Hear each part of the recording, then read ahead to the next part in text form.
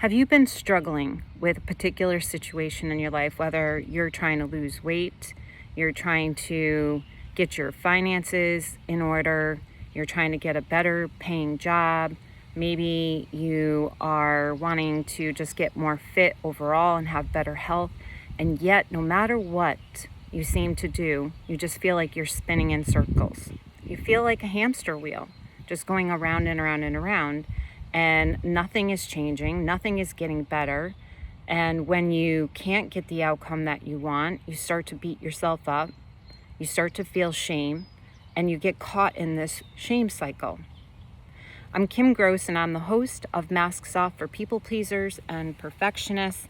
And I am really, once again, just here showing up as is because I had inspired action. I'm taking inspired action because I was inspired while I was on my run walk. And rather than waiting and going home and taking a shower and putting on my makeup or jewelry, I am showing up as is, sweaty and wanting to just share. Because if I waited, number one, that inspiration, that idea might have left me and not been as relevant as it is right now. And number two, I have to practice what I preach. I have to walk the walk and not have to be perfect. Okay, so I'm Kim Gross, the host of Masks Off for People Pleasers and Perfectionists. And what I want to talk about, who I want to talk to, is you, the perfectionist. If you are trying to manage everything in your life, you are trying to do your job. Maybe you have kids and you're trying to take care of the kids, or you have a parent that isn't doing well and you have to help out, and you're trying to eat right and you're trying to exercise, and now you have to do your meditation and you're going to yoga and you have to journal and spend time with your spouse, spend time with friends, and you're trying to manage all of it. And you just feel like you're juggling so much, and sometimes you feel like you're falling short in a particular area of your life. And when you fall short, then you go into this place of you put pressure on yourself and you shame yourself and you feel guilty because why can't I lose weight? Why can't I exercise more? Or whatever your particular issue is. So I want to share that I have struggled with my weight for as long as I can remember.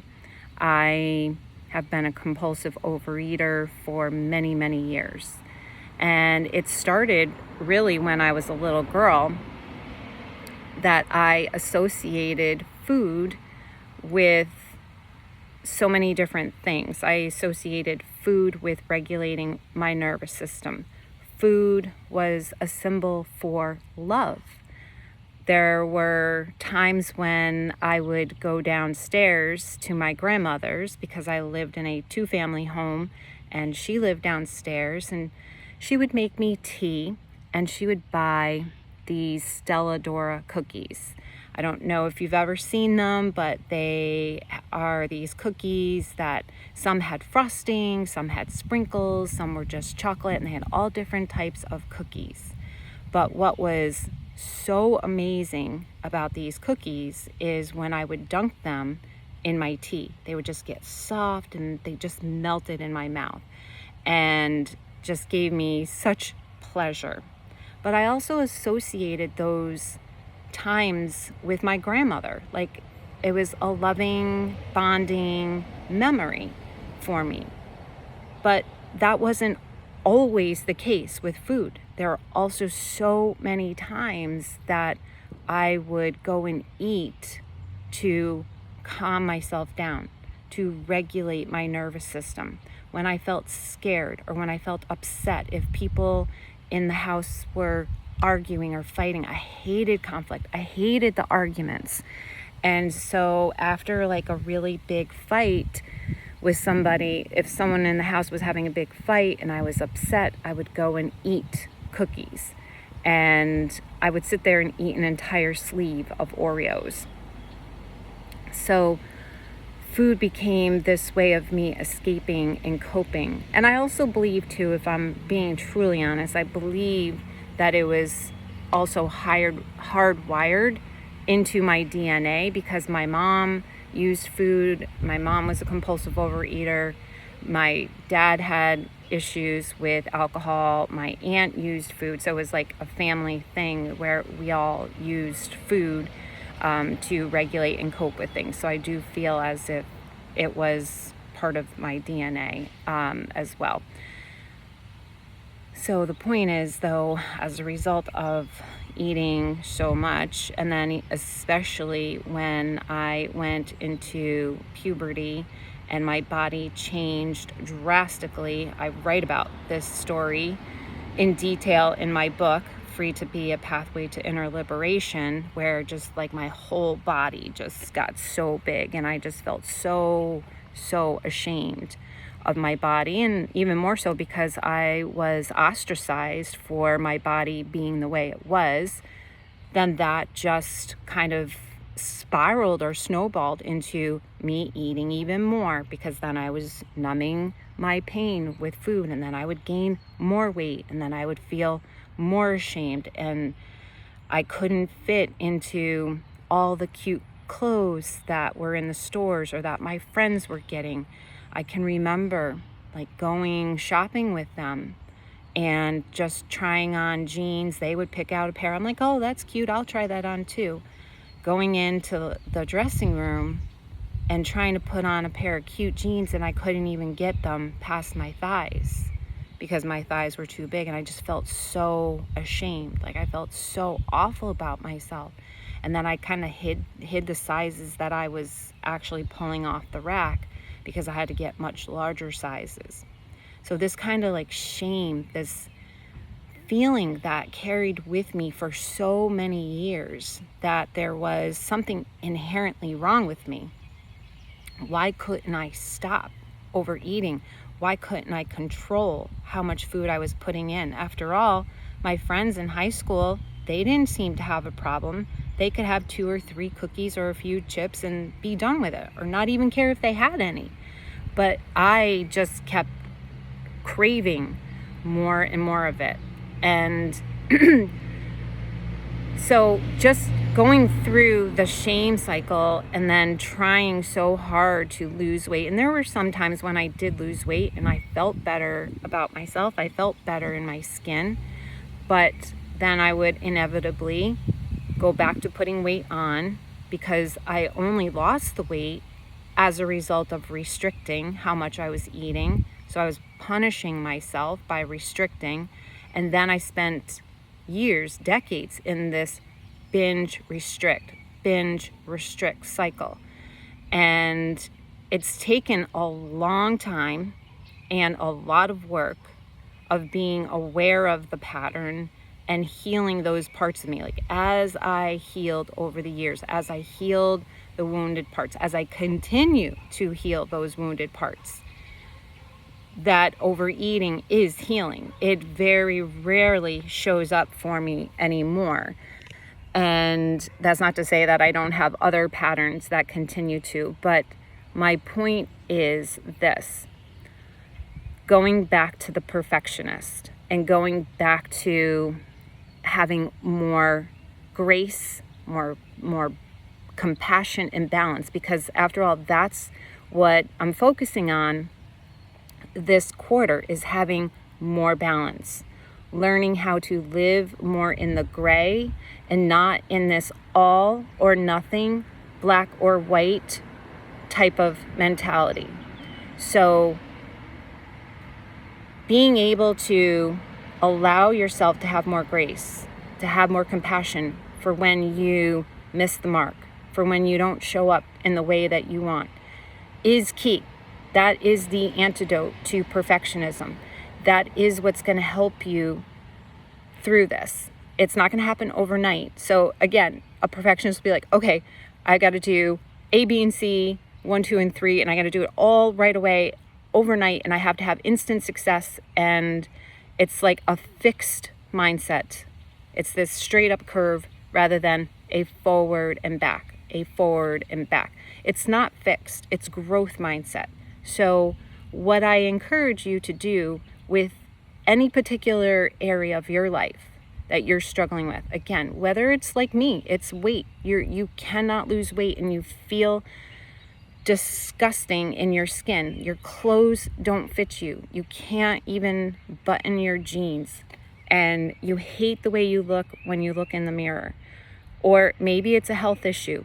Maybe it's a chronic health issue like me. Or maybe it's your spending. Maybe you cannot get control of how much you spend. You overspend. You spend beyond your means.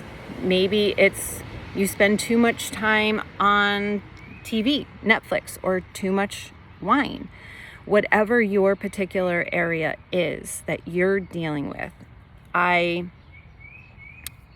am inviting you to, number one, you can use your journal if you journal, or just contemplate on how to, like writing yourself almost a letter of that you're going to remind yourself when you get to that place of beating yourself up, of being hard on yourself, of having expectations that are too high, to give yourself that permission to be human. And the most important part, probably that's so key, is to just start over every day. Every day is a new day. It could even be every hour if you wanted to.